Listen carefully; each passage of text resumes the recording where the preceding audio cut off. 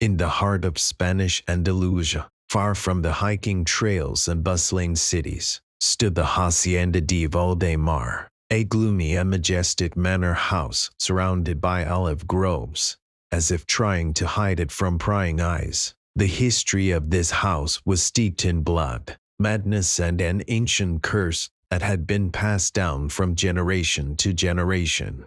It all began in the 16th century, when Don Rafael de Valdemar, returning from his conquest of the New World, brought with him not only gold and treasure, but also a mysterious artifact, the Mask of Inaco, a ritual mask made of bones, decorated with feathers and dark stones. Rumor had it that the mask belonged to an ancient tribe that worshipped the dark gods and possessed unimaginable power. Raphael, obsessed with power and wealth, hid the mask in a secret room in the dungeons of the hacienda. Since then, strange things have been happening in the de Valdemar family. There were rumors of night rituals, servants disappearing, and Don Rafael's crazy antics. His wife, Doa Isabella, died under mysterious circumstances, and rumors of his cruelty and sadism spread throughout the neighborhood. Over the years, the curse associated with the Mask of Inaco had become firmly embedded in the lives of the de Valdemar family. Each heir inherited not only wealth and lands, but also the shadow of madness that haunted them for the rest of their days. Death and violence became constant companions of life in the hacienda.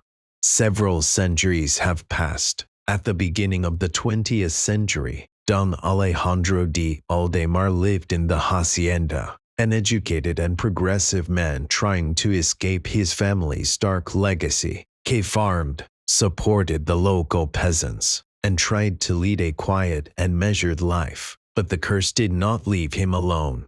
Alejandro married a beautiful woman named Sofia, the daughter of an English aristocrat. They loved each other and hoped that their love could overcome the darkness that enveloped the de Valdemar house. Soon they had a son, named Gabriel. Alejandro and Sofia's happiness was short-lived. Soon after Gabriel's birth, Sofia began to suffer from strange visions and nightmares. It seemed to her that someone was watching her, whispering terrible things to her in an unknown language. She became afraid of the hacienda, sensing the presence of something sinister within its walls.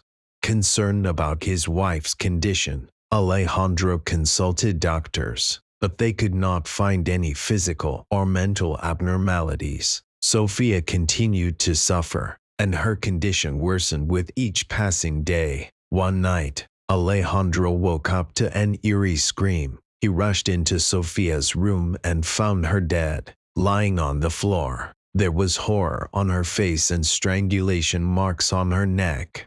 The death of Sofia broke Alejandro. He fell into a deep depression, stopped caring for the hacienda, and spent all his time alone, mourning his loss. He became obsessed with finding the cause of Sofia's death and taking revenge on those responsible. In search of answers, Alejandro began researching his family's history, delving into ancient records and diaries. He learned about the Mask of Inaco, the curse that haunted his family, and the dark rituals that took place in the dungeons of the hacienda. Alejandro realized that Sofia was a victim of this curse, that her death was not an accident but part of a sinister plan. Seized by anger and a thirst for revenge, Alejandro decided to destroy the Mask of Inaco. Hoping it would end the curse, he descended into the hacienda's dungeons, where the sinister artifact was kept in a secret room behind a wall. When Alejandro entered the room, he felt a chilling cold. In the center of the room, on a stone pedestal, stood the Mask of Inaco. It seemed to breathe, exuding an ominous glow. Alejandro approached the mask, intending to smash it, but at that moment he heard a whisper coming from the darkness. The voice was both alluring and threatening. It offered Alejandro power, wealth, eternal life, if he would agree to wear the mask. Alejandro resisted, realizing it was a trap, but the voice became more insistent, more persuasive.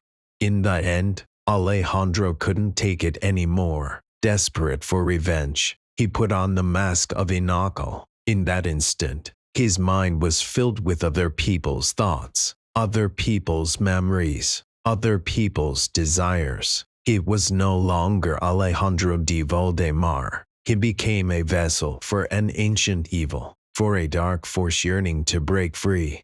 Possessed by the mask of Inaco, Alejandro began to do terrible things. He made sacrifices to the dark gods and performed rituals in the dungeons of the hacienda, spreading evil and terror throughout the area. He became known as the demon de Valdemar, the embodiment of evil and madness. The only person who could stop Alejandro was his son, Gabriel, but Gabriel was just a child, too young to resist the dark power that had taken hold of his father. Gabriel grew up in the shadow of madness, watching his father turn into a monster. He saw death and violence, heard the eerie screams and whispers coming from the dungeons of the hacienda. He lived in constant fear, knowing that one day he too might fall victim to his father. When Gabriel turned 18, he decided to flee the hacienda. He realized it was the only way to save his life, and perhaps stop the madness that was sweeping through his family. One night, he packed his belongings and left the de Valdemar house for good. Gabriel went to America, hoping to start a new life. He changed his name, went to university, got an education, and became a successful businessman. He tried to forget about his past, about his father, about the curse that haunted his family. But the past did not let him go. Many years later, when Gabriel was already an old man, he received a letter from Spain. The letter reported strange happenings in the Hacienda de Valdemar. The locals spoke of ghosts, of night rituals, of a dark force that had returned to the Hacienda de Valdemar. Gabriel realized that his father, possessed by the mask of Inaco, was still alive and still doing evil. He felt he had to return to Spain to stop him. He knew it was dangerous, that he could fall victim to the curse, but he couldn't do otherwise. He felt responsible for what had happened and realized that only he could put an end to the madness that had gripped his family. Gabriel entered the hacienda and began to look for his father. He walked through dark corridors, past abandoned rooms, hearing whispers and moans coming from the darkness. Finally, he reached the dungeons. In the dungeons, Gabriel saw his father. He was dressed in ritual robes, and the mask of Inaco was on his face. He stood in the center of the room, surrounded by candles and bloody bodies. Gabriel tried to speak to his father, to convince him to remove the mask, but Alejandro was already too far gone. He was completely possessed by the dark power and didn't recognize his son. "You cannot stop me, Gabriel," Alejandro said in a voice that sounded simultaneously like his own and that of an ancient god. "I will be the ruler of this world, and you will rule with me." Gabriel realized that he could not save his father. Alejandro was lost forever, but he could stop him, could destroy the mask of Inaco and end the curse.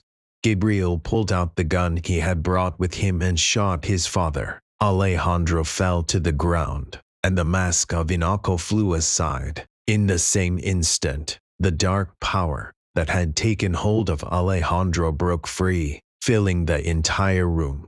Gabriel felt his mind begin to crumble. He saw terrible visions, heard eerie voices, felt unbearable pain. He realized that the curse had passed over him, that he was the new victim of the mask of Inaco. A few hours later, the police found Gabriel in the dungeons of the hacienda. He was sitting on the floor with his hands on his head, screaming in terror. He was completely insane. He was placed in a psychiatric hospital, where he spent the rest of his life. He didn't remember his past, didn't recognize any of his loved ones. He was a shadow of himself, a victim of Dame de Valdemar's curse. Hacienda de Valdemar was abandoned forever. The locals were afraid to even approach it, believing that evil still lingered within its walls. It was said that at night, they could hear the screams of the mad Gabriel and the whispers of the ancient gods demanding new sacrifices. The history of House de Valdemar ended in tragedy, leaving behind only ruins, madness and eternal fear. The curse remained unbroken, ready to reawaken in the next generation, or in anyone who dared to set foot on the cursed land.